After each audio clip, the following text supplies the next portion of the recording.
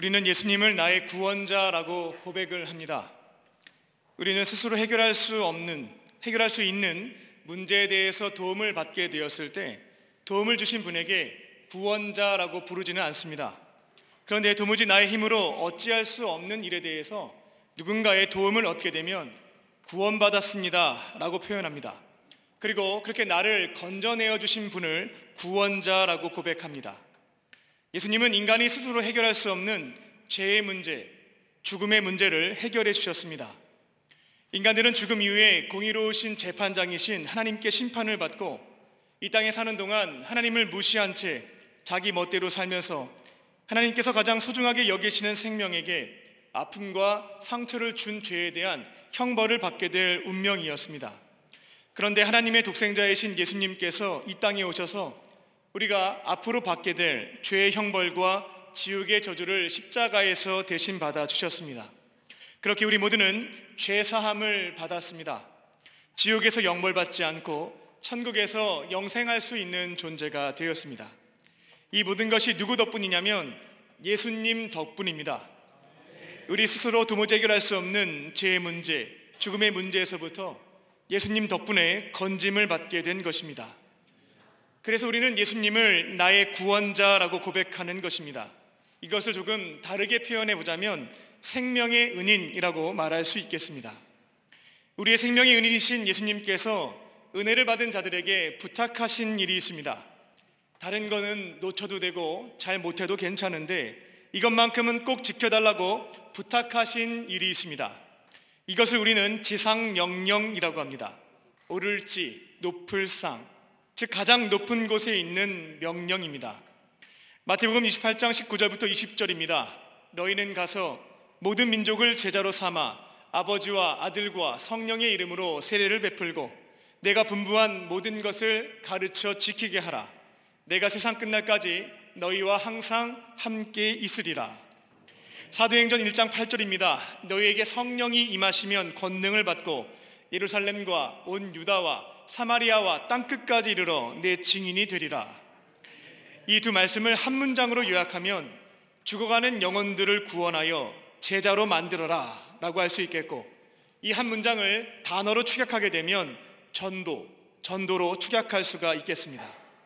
결국 예수님께서 자신을 생명의 은인으로 믿고 있는 자들에게 주신 지상명령, 가장 높은 곳에 있는 최우선 과제는 전도입니다. 오늘부터 교회력에 있어서 고난주간이 시작됩니다. 그리고 교회적으로는 총력 전도의 달이 시작되었습니다.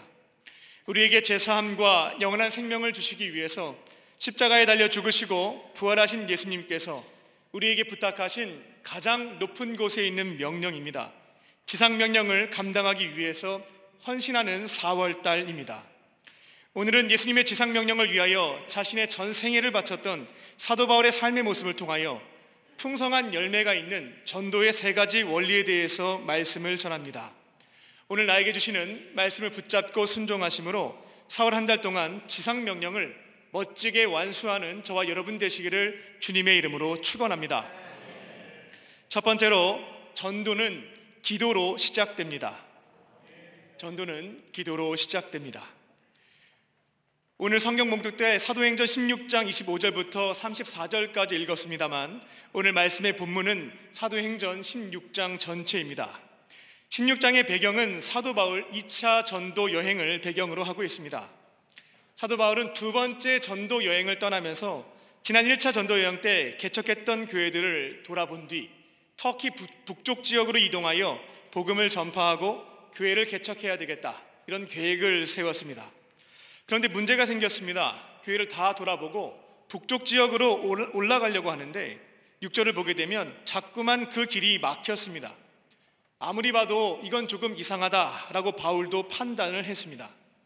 하나님께서는 직접 말씀을 통해서도 음성을 들려주시지만 상황을 통해서도 우리에게 필요한 말씀을 주십니다. 사도 바울은 이와 같은 상황을 바라보면서 하나님께서 북쪽 지역으로 가는 것을 원하시지 않는구나 라고 해석을 했습니다. 그래서 바울은 예수님의 영인 성령께서 북쪽 지역으로 가는 것을 막고 계신다라고 고백을 했습니다. 9절입니다. 그러던 어느 날 밤 바울은 이 문제를 두고 기도했고 성령께서는 특별한 환상을 보게 하셨습니다. 현재 바울과 그 일행은 지금으로 말하자면 터키 서쪽 지역에 머물고 있었는데 바다 건너편에 있었던 마게도냐 사람들을 보게 하셨습니다. 마게도냐 사람들은 유럽 사람들을 뜻했습니다. 마게도냐 사람들은 사도 바울에게 이쪽으로 건너와서 바다 건너편으로 와서 복음을 전해달라고 간곡하게 요청했습니다. 10절입니다. 바울은 이 환상은 성령께서 나에게 주신 음성이 맞다라고 확신을 하였고 자신이 지금까지 세워놓았던 모든 계획을 내려놓은 채 주님의 뜻에 따라 터키 북쪽 지역으로 가지 않고 유럽으로 이동하기 위해 바다를 건너가게 됐습니다. 바울과 실라는 이 발걸음이 향후 2000년에 유럽의 역사를 바꾸는 기념비적인 사건이 될 것이라고는 전혀 생각하지 못했습니다. 하지만 그들이 자신의 계획을 내려놓고 성령께서 주시는 말씀에 따라 순종하였을 때 유럽 대륙을 복음화시키는 사역에 귀하게 쓰임받게 되었습니다. 전도의 시작은 기도인 줄로 믿습니다. 상반기, 하반기 총력 전도가 시작되면 내가 전도하고 싶은 사람을 대상자로 선정을 하고 이렇게 저렇게 계획을 세워서 실천을 합니다. 그리고 교회 나오세요 라고 얘기를 하는데 생각보다 쉽지가 않습니다. 교회에 나오겠다고 답변을 하는 사람이 많지가 않은 것입니다. 그리고 어떻게든 데리고 나오더라도 그 주에는 나오는데 그 다음 주부터는 잘 나오지 않는 모습도 있습니다. 이처럼 열매가 잘 맺혀지지 않다 보니 전도가 너무나 힘들고 어렵고 부담스럽게 느껴지기만 합니다. 그렇다면 이번 4월 달에는 그 방법을 바꿔보는 것입니다. 성령께서 역사하시는 또 풍성한 열매를 맺는 전도의 첫 번째 단계는 기도의 자리에서 먼저 질문을 던져보는 것입니다. 이전까지는 내가 전도하고 싶은 사람, 전도의 가능성이 상당히 높아 보이는 사람을 선정한 다음에 하나님, 이번에 이 사람 전도하겠습니다 라고 통보하고 이 사람 교회 나오게 해달라고 간곡하게 기도했습니다. 근데 이번에는 질문부터 던져보는 겁니다. 하나님, 이번 4월 한 달 동안 누구를 전도할까요? 그리고 응답해 주실 때까지 기다려보는 것입니다. 하나님은 살아계십니다. 그리고 반드시 우리의 기도를 듣고 응답해 주시는 분인 줄로 믿습니다. 우리가 그렇게 기도로 출발하기 시작할 때 성령님께서는 이번 4월 한 달 동안 반드시 전도해야 되는 전도 대상자를 사도 바울에게 마게도냐 사람 환상을 보여주셨던 것처럼 그 대상자를 보여주시는 겁니다. 알려주시기도 하고 갑작스럽게 만나게도 하십니다. 사도 바울은 그렇게 배를 타고 마게도냐에 있는 빌립보에 도착을 했습니다. 그리고 바울과 실라는 안식일이 되었을 때 기도할 곳을 찾고자 성문 밖 강가에 나갔습니다. 근데 때마침 거기에 여성들이 모여 있었습니다. 그렇게 성령님께서는 빌립보 지역에서 사도 바울이 전도해야 될 대상자를 만나게 하셨습니다. 바울은 저 여인들을 전도해야 되겠다라고 계획을 세우지 않았음에도 불구하고 기도한 자에게 대상자를 만나게 하신 것을 볼 수가 있습니다. 그리고 바로 그곳에서 놀랍게도 옷감 장사를 했던 루디아를 전도하게 되었고 그녀의 가족뿐만 아니라 그녀가 운영하는 회사에서 일하는 직원들과 하인들까지 복음을 전해서 세례를 받게 되는 구원의 역사가 일어나게 됩니다. 그렇게 놀랍게도 빌립보에서 유럽 최초의 교회가 루디아의 집에서 세워지게 된 것입니다. 그리고 34절을 보게 되면 바울과 실라는 또다시 생각하지 않았던 곳에서 전도를 하게 됩니다. 바울과 실라는 감옥을 지키는 간수부터 전도해야 되겠다라고 계획을 세우지 않았습니다. 그를 전도 대상자로 생각해 본 적도 없고 계획을 세운 적도 없었습니다. 근데 그들은 귀신이 들린 여정을 고쳐주었고 이 일로 인하여 어려움을 당하여 감옥에 갇히게 되었습니다. 그리고 놀랍게도 특별한 사건을 통하여 자신들을 지키고 있었던 간수에게 또 그 가족들에게 복음을 전파하여 영혼 구원할 수 있게 되었습니다. 전도의 첫 출발점은 기도입니다. 이번 총력전도 기간 동안에는 내가 전도하고 싶은 사람을 다 세워놓고 하나님께 통보하지 않습니다. 기도의 자리에서 조금 여유를 가지고 물어보는 겁니다. 하나님, 저는 이 사람을 전도하고 싶기는 한데 하나님께서 전도하라고 말씀하시는 분은 누구일까요? 하나님, 누구를 전도할까요? 묻는 것입니다. 내가 전도하고 싶은 사람은 터키 북쪽 지역에 있었던 비두니아 사람들이었는데 성령님께서 마게도냐 사람들을 보여주실 때면 하나님의 뜻인 줄 믿고 대상자를 변경하는 것입니다. 그렇게 하나님께서 보여주시고 만나게 하신 사람들을 전도 대상자로 선정하고 복음을 전파할 때 성령께서 역사하심으로 풍성한 결실을 맺게 될 줄로 믿습니다. 사흘 한 달 동안 계속해서 기도하시고 하나님께서 생각나게 하신 사람, 특별히 만나게 하신 VIP에게 복음을 전파하심으로 지상 명령에 성공하는 저와 여러분 되시기를 주님의 이름으로 축원합니다. 두 번째로, 섬기는 자에게 전도의 기회를 주십니다. 섬기는 자에게 전도의 기회를 주십니다. 사도 바울은 성령의 명령에 따라 바다 건너편 마게도냐 지방에 있는 빌립보로 이동을 했습니다. 그는 루디아를 전도한 뒤에 빌립보 교회를 최초로 세웠습니다. 그리고 그곳에서 귀신 들린 여종을 보게 됩니다. 주인은 그 여종이 귀신 들렸으면 어떻게든 고쳐줄 생각을 해야 됐는데 귀신 들린 여종을 이용해서 점을 치게 만들었고 돈벌이 수단으로 이용했습니다. 그 여종은 바울을 본 뒤 저 사람은 지극히 높은 하나님의 종이며 구원의 길을 전하는 사람이다 라고 소리 질렀습니다. 어떻게 보면 바울은 그 여종 때문에 전도하는 데 큰 도움을 받았습니다. 그 지역 사람들에게 그 귀신 들린 여종이 지극히 높은 하나님의 종이다, 또 구원의 길을 전하는 사람이다 라고 홍보를 해주었기 때문에 한편 도움이 된 부분이 있었습니다. 그런데 문제는 18절을 보게 되면 계속해서 그 여종이 바울과 실라를 따라다니면서 성가시게 구는 것입니다. 그렇게 복음 전파 사역을 방해했던 겁니다. 바울은 처음에는 고쳐줄 생각이 특별히 들지 않았지만 성령께서 주신 궁휼한 마음이 있었기에 그 여종을 사로잡고 있는 귀신을 내쫓는 것으로 그 여종을 섬겨주게 됩니다.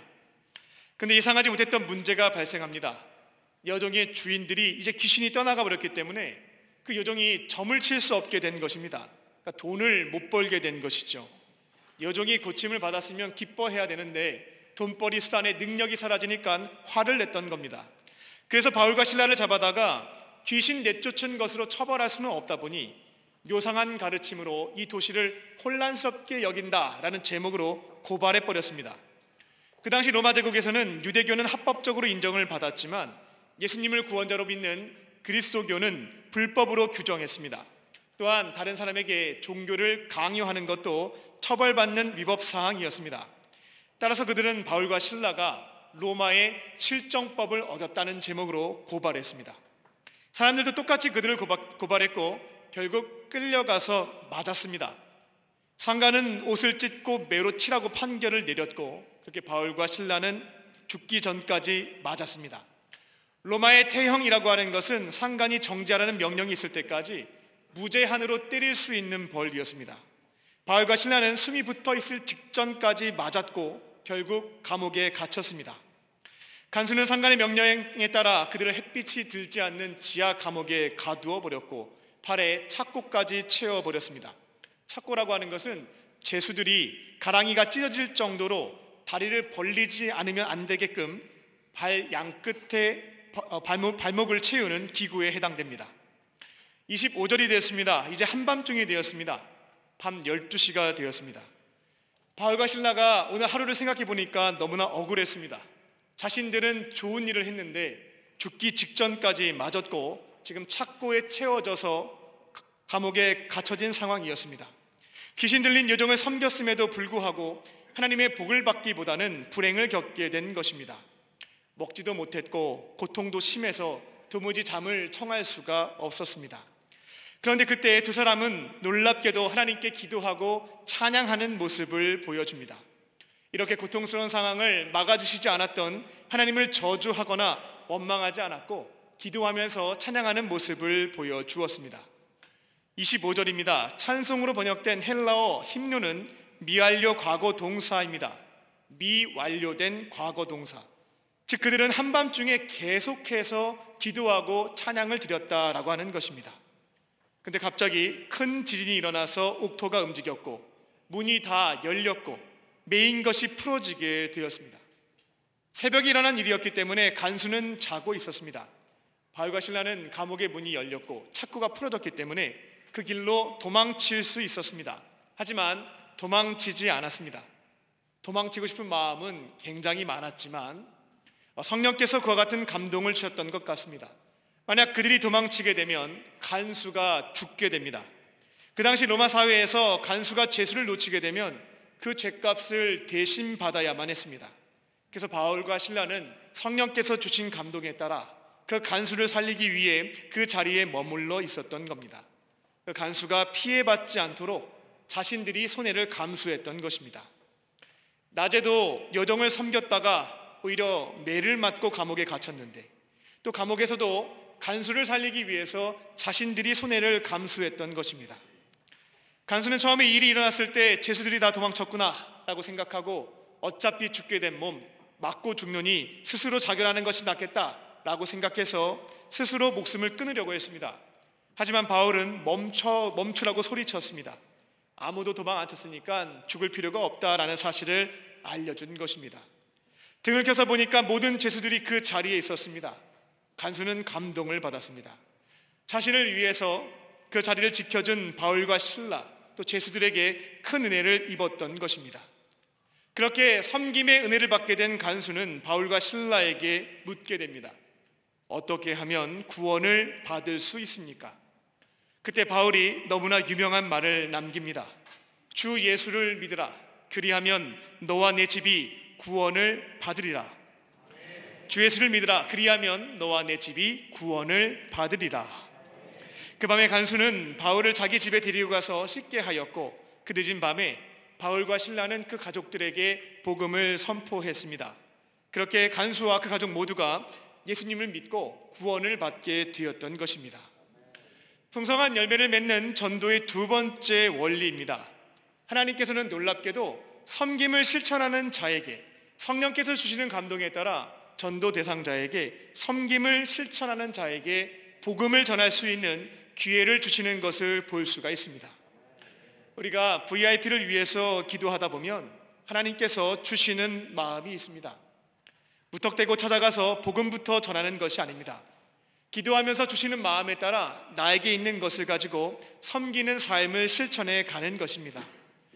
내가 때로는 섬김을 실천해 갈 때에 돌아오는 것도 없고 특별한 반응이 없다 할지라도, 때로는 나에게 손해가 있다 할지라도 그 삶을 꾸준하게 지켜가는 것입니다. 그러면 놀랍게도 하나님께서 그 사람에게 복음을 전할 수 있는 기회를 제공해 주십니다. 전도의 두 번째 원리를 붙잡고 꾸준하게 주시는 마음에 따라 섬김을 실천하심으로 전도의 기회도 받으시고 복음을 전파함으로 풍성한 열매를 맺는 저와 여러분 되시기를 주님의 이름으로 축원합니다. 끝으로 전도는 설득이 아니라 선포입니다. 전도는 설득하는 것이 아니라 선포하는 것입니다. 사도 바울은 간수가 어떻게 하면 구원을 받을 수 있는지 질문을 던지게 되었을 때 긴 내용으로 설명하거나 설득하는 과정을 갖지 않았습니다.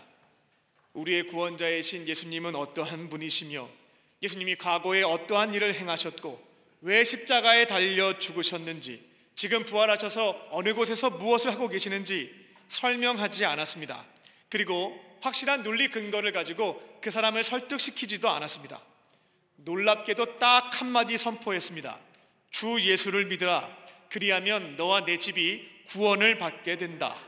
이 말씀을 선포했을 뿐입니다. 그러면 우리 생각으로는 그 간수가 예수가 누구인지도 알려주지도 않고 믿으라고만 하면 어떻게 믿을 수 있겠냐고 따져 물을 것 같은데 그렇지가 않습니다. 그는 그 선포된 말씀을 성령의 역사하심으로 깨달았고 마음으로 믿었고 구원받았습니다. 그는 그렇게 바울과 실라를 자신의 집으로 초대하였고 복음을 듣게 합니다. 그렇게 간수와 그 집은 예수님을 믿고 선포된 복음 메시지를 통하여 구원을 받게 되었습니다. 예수님의 명령에 따라 세례도 받았습니다. 우리가 기도의 자리에서 성령님께 누구를 전도할까요? 라고 물어보면 전도할 사람을 생각나게 하십니다. 때로는 만나게도 하십니다. 그러면 두 번째 단계에서는 그 사람을 위해서 중보하는 것입니다. 그렇게 중보하기 시작하면 놀라운 일이 있습니다. 그 대상자에 대해서 큰 관심이 없었습니다.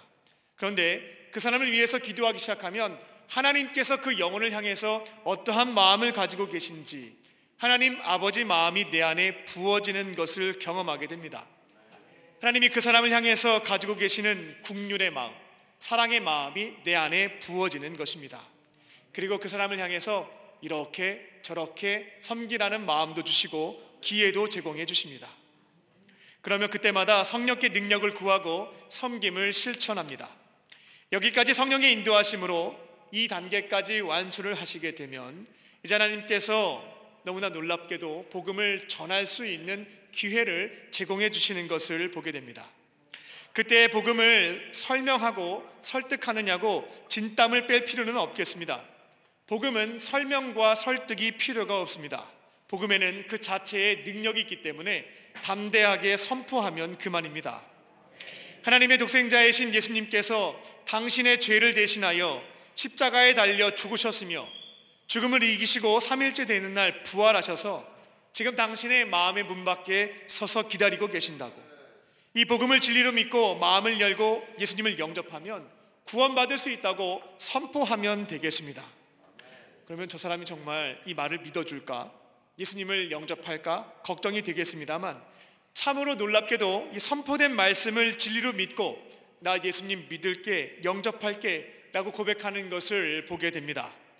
어떻게 이러한 일이 일어날 수 있냐면 복음에는 능력이 있기 때문에 그렇습니다. 그리고 성령의 역사하심이 있기 때문에 이처럼 선포된 말씀으로 인하여 구원받는 역사가 이루어지는 것입니다. 그런데 십자가 복음을 선포하는 것이 조금은 두렵고 떨리고 어렵게 느껴지시는 분들이 계실 겁니다. 그때면 우리 곁에 있는 전도사님 찬스를 쓰시면 되겠습니다. 그분들은 복음을 전파하기 위해서 훈련받은 사람들입니다. 전도사의 뜻은 무엇이냐면 전은 전하다, 도는 십자가의 도입니다. 사는 스승사입니다. 그래서 전도사의 뜻은 십자가의 도를 전하는 스승이란 뜻을 갖고 있습니다. 내가 그 사람에게 복음을 전할 기회가 주어졌음에도 불구하고 선포하기 어렵다면 십자가의 도를 전하는 선생님에게 안내를 해서 그 복음을 듣게 만드는 것입니다. 그렇게 복음을 들을 수 있도록 안내하는 것까지가 우리들의 역할입니다. 그러면 성령께서 역사하셔서 예수님을 믿고 영접하고 세례를 받게 하심으로 전도의 열매를 풍성하게 맺게 하실 줄로 믿습니다. 말씀을 맺겠습니다. 생명의 은인이신 예수님께서 우리에게 주신 지상 명령은 전도입니다. 풍성한 열매를 맺을 수 있는 전도의 세 가지 원리는 기도하고 섬기고 선포하는 것입니다. 기도의 자리에서 하나님 누구 전도할까요? 당장에 응답이 없다 할지라도 괜찮습니다. 기다려 보십시오. 사도 바울과 같이 루디아를 만나게 하실 수도 있습니다. 이게 바로 첫 단추입니다. 그렇게 보여주시고 만나게 하신 사람이 바로 이번에 전도해야 되는 VIP에 해당됩니다. 그분을 위해서 기도하기 시작할 때면 하나님의 마음이 부어지고 섬겨야 될 내용을 말씀해 주십니다. 그때는 이제 전도의 실적을 쌓기 위해서 섬기는 것이 아니고요, 하나님이 그 영혼을 향해 가지고 계시는 그 사랑하는 그 마음으로 섬김을 꾸준하게 실천하는 것입니다. 그리고 때마침 기회를 주실 때면 복음을 선포하시는 것을 통해 예수님의 지상 명령을 멋지게 완수하는 저와 여러분 되시기를 주님의 이름으로 축원합니다. 기도하겠습니다. 살아계신 하나님, 우리의 생명의 은인이신 예수님께서 구원받은 우리들에게 주신 지상 명령은 전도인 줄 믿습니다. 4월 한 달 동안 십자가 대속의 은혜로 우리를 건져주신 예수님의 은혜를 기억하며 주님께서 말씀해 주신 전도 대상자를 위하여 기도하고 섬기고 복음을 선포하는 것들을 통하여 지상 명령을 멋지게 완수하는 복된 한 달 될 수 있도록 주께서 함께하여 주시고 인도하여 주시옵소서. 나 혼자 외롭게 전도할 때는 너무나 무거웠습니다. 이번 4월 한 달 동안에는 내 안에 계신 성령님과 동행하며 주님의 역사하심을 경험하며 즐겁고 기뻐함으로 모든 전도의 사명을 온전히 이루어갈 수 있도록 인도하여 주시옵소서. 그렇게 하실 줄 믿고 감사드리오며 예수님의 이름으로 기도합니다. 아멘.